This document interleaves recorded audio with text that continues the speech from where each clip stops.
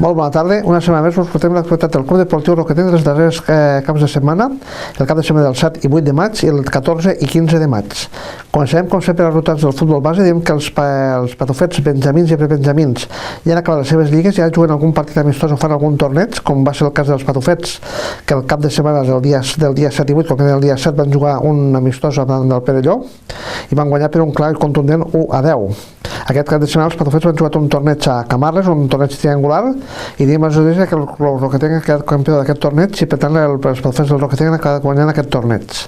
Com diem, els benjamins i prebenjamins juguen algun partit d'entrenament i també faran segurament que algun amistós o algun dia de tornejos hasta finalitzar la temporada, que serà a meitat de juny aproximadament.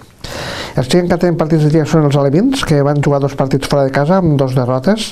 El van perdre al camp d'Ulldecona per 8-3 i aquest cap de setmana darrer van perdre també al Canà, en aquest cas per 6-3. Tampoc li van haver les coses a l'infantil, que havia descansat la setmana anterior, però que aquesta setmana va jugar al camp de l'Ebre Escola i va perdre per un clar 6-0. Quan el cadet també està disputant el de la Copa Primavera, i tampoc no hauria anat bé les coses, que va jugar dos partits aquí a casa i van sumar dos derrotes. El dia 7 va perdre 1-3 davant l'Olímpic de Mora i el dia 14 va perdre 1-4 contra el Club Deportiu La Cava. Passarem als equips ja fets del Club Deportiu Roquetenc. Diem que el Roquetenc ve de quarta catalana, com ja vam dir la setmana anterior, ja fins a la seva lliga. Va acabar finalment recordem que ha acabat 8è el Roquetenc ve va acabar 8è de la lliga de quarta catalana, una lliga de quarta catalana que va guanyar, recordem que va ser campió el Pinell en 53 punts i el Sant Jaume segon en 52, van ser els equips que jugaran la temporada que ve a tercera catalana. El Roquetenc s'ha mantingut tota la temporada a la zona mitja de la classificació, que ha acabat en aquests 34 punts en 8è lloc. I ja passaríem a parlar ja del primer equip del Club Deportiu Roquetenc, que ha jugat dos partits a aquestes dues setmanes. Va jugar aquí a casa contra l'Olímpic, contra l'Atlètic de Móra la Nova. El partit va acabar amb empat a 2, una primera part bastant igualada i una segona part doncs, molt oberta, en què el Roquetenc es va avançar ràpidament al marcador amb un gran gol de Marc Prades. L'Atlètic de Móra la Nova va empatar amb un gol desafortunat per al Roquetenc, que va ser un mal rebuig que va acabar marcant en pròpia porta. El Roquetenc es tornaria a avançar el marcador ràpidament amb el 2-1, però el Móra Nova, que estava per baixa, que jugava moltíssim, va apretar molt al tram final de partit i finalment, fruit d'un penal, acabaria empatant a 2. El Roquetenc sumava un punt, li faltava al Roquetenc un punt per a certificar la permanència definitiva, per a evitar qualsevol rebot que pugui haver en els defensos compensats, i va acabar sumant aquests punts que li feien falta el passat diumenge al camp del Ginestà. Tenia un partit fàcil, que el Ginestà és un dels cues de la classificació. El Roquetenc doncs, va aprofitar aquesta avinentesa per a guanyar el camp del Ginestà per 0-3. Els gols de Marc Prades, Xavier Bautista i Marc Alegre van donar els 3 punts al Roquetenc. Un Roquetenc que va fer la feina a la primera part i aquests 3 gols van arribar al primer temps, i la segona part doncs, es va dedicar a mantenir el resultat, la renda aconseguida davant d'un Ginestà que també ja està descendit, que tampoc no va posar gens de resistència, i per tant el Roquetenc doncs, que sense cap problema sumar aquests 3 punts, ja que el consolida en la part mitja de la classificació. El Roquetenc ara és 8è a la Lliga, té 51 punts, són un total de 66 gols a favor i 43 en contra, en una Lliga de tercera catalana que, com ja fa moltes setmanes ja està decidida, que té el Batea, ja és campió des de fa 2 setmanes, de 72 punts.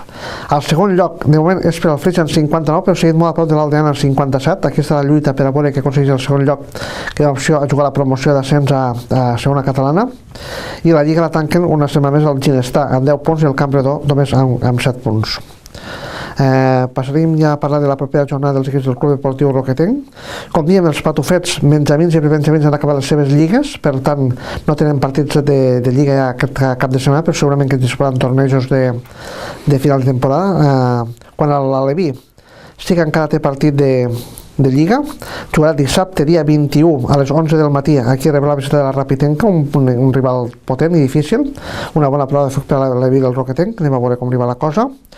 L'infantil del Roquetenc ja fins a la seva lliga, per tant també l'infantil el cap de setmana passat amb la derrota que va sumar al camp de l'Alcanar ja va tancar la lliga, i el cadet del Roquetenc sí que té encara lliga, perquè el torneig de primavera finalitzarà a meitat del mes de juny, però com que juguen la segona fase de primavera en grups de 5, aquesta setmana el seu grup imparell té jornada de descans.